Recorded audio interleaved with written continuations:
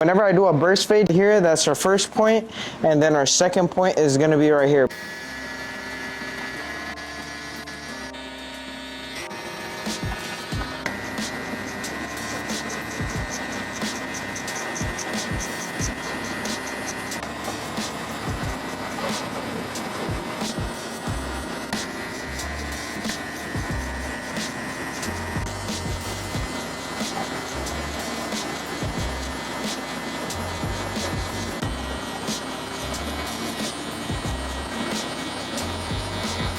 Okay guys, so now that I've set in my first two guides, the lever open and the half guard, I always like to make sure I go over them multiple times. That way I know for sure there's no hair longer than the other hair. So, but then when it gets into the one guard, you guys are gonna see me go up, but I'm not putting a lot of pressure. I'm kind of going up and then I'm flaring out. And I'm going to try to finesse that 1.5 and just go ahead and clip over comb.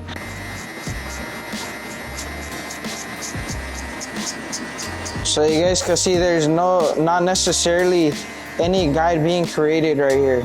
You guys can barely see the one do damage, but that's because I'm literally trying to finesse my way into just fading this into the rest of the bulk that there is right now.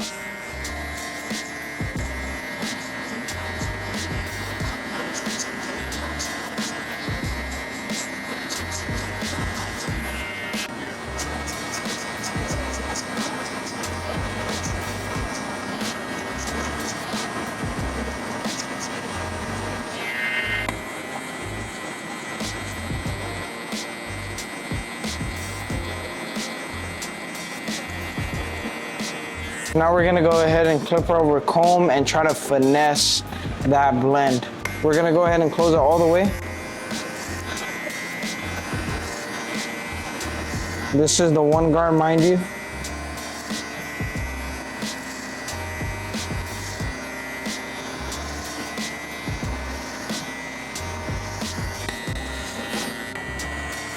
Once you guys get to the back, instead of going hand under, go hand over, especially during burst fades.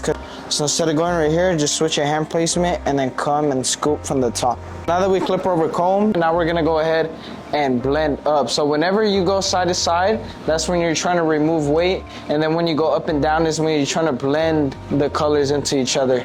So right here is a little darker than everything else. So we're gonna try to finesse the blend, like I said, and get this spot a little lighter without having to use the guards. Because when you use the guards, you just create a line. So that's why it's helpful knowing this technique. So I'm gonna close it all the way,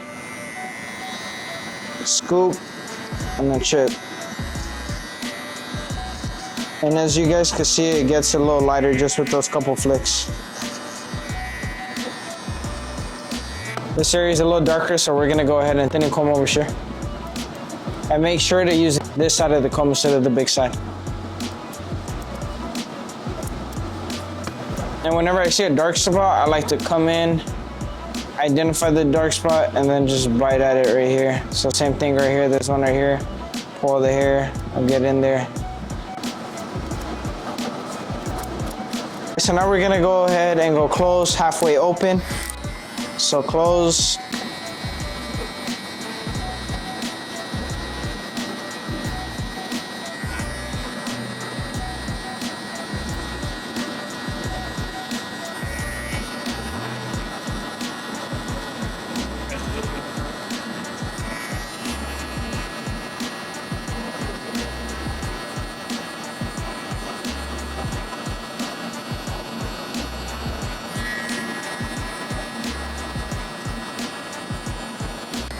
Halfway now, fellas.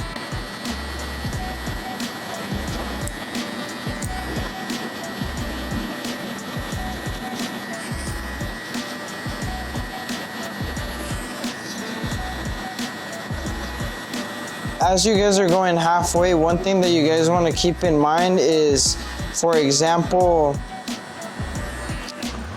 you can already see like little dark spots.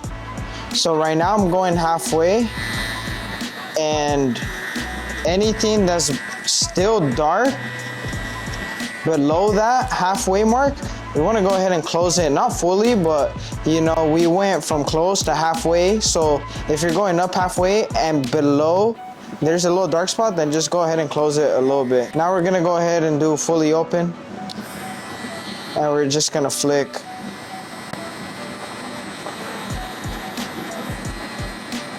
And when you're going through these motions, the closed, halfway, open, don't think like everything's gonna be perfect, because there's still gonna be imperfections. Everyone's hair is different. For his hair, there's like a lot of like dark spots. So I'll go through the whole motion, the halfway, open, close, and there's still gonna be a lot of cleanup work. His hair is the type of hair where you absolutely need to do cleanup work. So you're gonna see me take the lever closed pretty high up, because that's what it takes to get some of the dark spots out. A lot of the times when I was first starting to cut hair, I would always think like, I hit this area with the blade open, like there's no way in hell I could go in there with the blade closed. Like I'ma patch them. That's what you actually have to do in order to get like a blurry blend. Barbering at the end of the day is art, and you just have to break the rules, bro. That was like one of the big mistakes that held me back for the longest, just being scared of patching people, when in reality, that's all I really had to do. A lot of people make the guides pretty small too, because they're scared.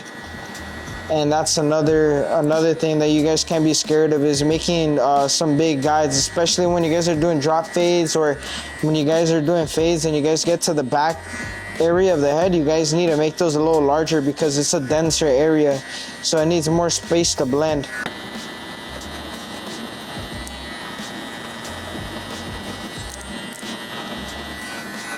And for the shaver, you guys got to think of it as a clipper too. So what we're going to do right now is we're going to create our guide. There's going to be a little line that after we do the guide, we're going to go ahead and tap. So we're going to come in. I like to go down first, because if you go straight up first, like it just hurts the client more. So I go down and then I start coming up, and then it's much more of a smoother process for sure. And I know the guide was right here, so I'm about it out right here. Be minimal with the touch, because we do not want to create a line with the foil shaver, because that's a hard line to get out.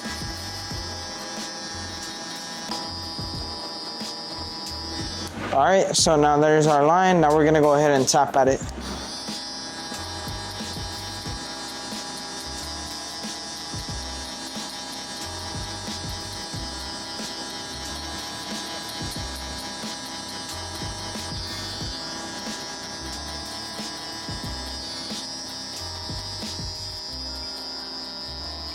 And now we're gonna go ahead and flick at it.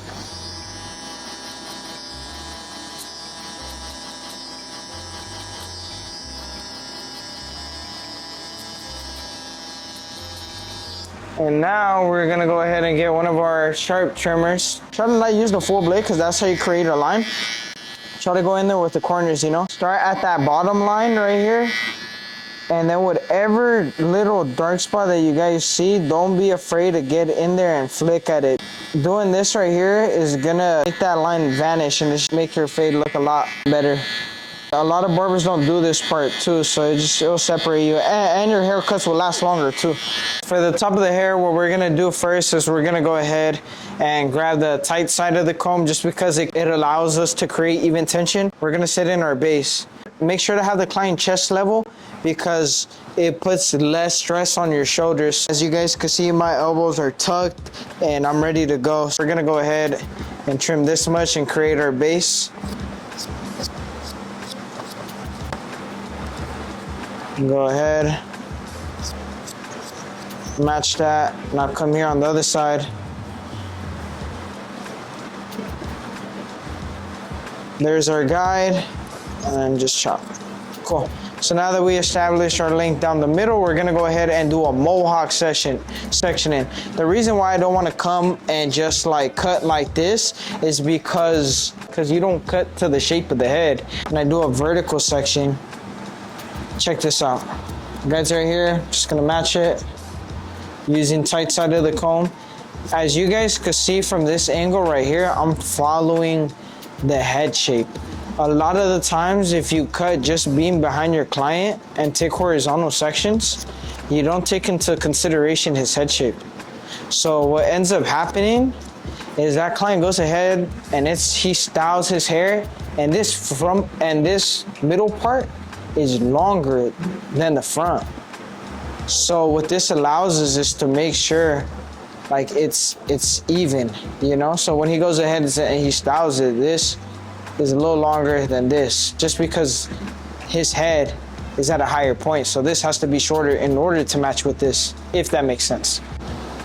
All right, so there's our guide right here. Chop, chop, chop.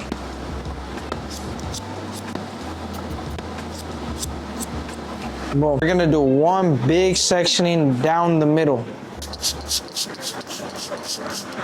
What we really have to do is go ahead and then grab, and then our guide should be right here, and then we'll just go ahead and match it. Finger behind the comb, fingers width section, brush this out, go ahead, pick this up, and boom, our section is right here, and then we're just gonna go ahead and match. Make sure to use this tight side of the comb, bro, because it's hard to cut. It's hard to do an even cut when you're using the wide sides. It's because it doesn't allow you to have any tension. But this, as you can see, I pull up all the hair, and all the hair is like damn near even. All I really have to do is go here and pick up.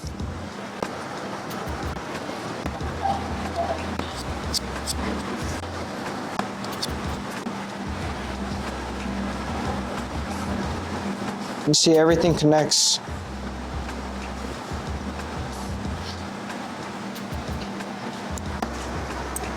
These little hairs are overlapping, so we're just gonna go ahead and make sure we don't hit none of the lineup ones.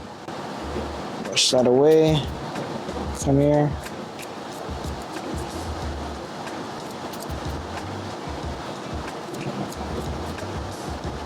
How do you know how much to lift it up? Lift it up to wherever you want that hair to land. So I want the hair to land right here, so I'm gonna lift it up. And yep, is the comb level to that area? Yeah, so then I'm just gonna go ahead and chip off that. And then it should fall smoothly like that, just like that.